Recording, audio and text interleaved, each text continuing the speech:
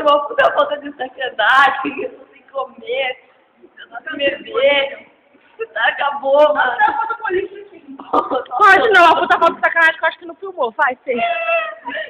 Mas uma puta falta de sacanagem, comer, me disse que eu tô passando mal.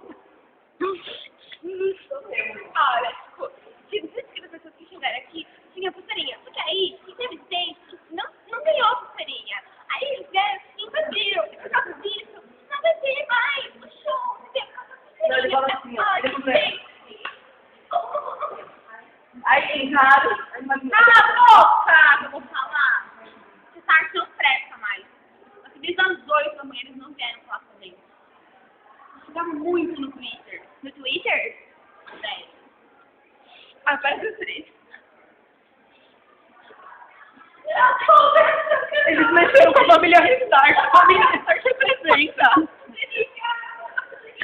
tenho que ganhar! Tô falando emocionalmente.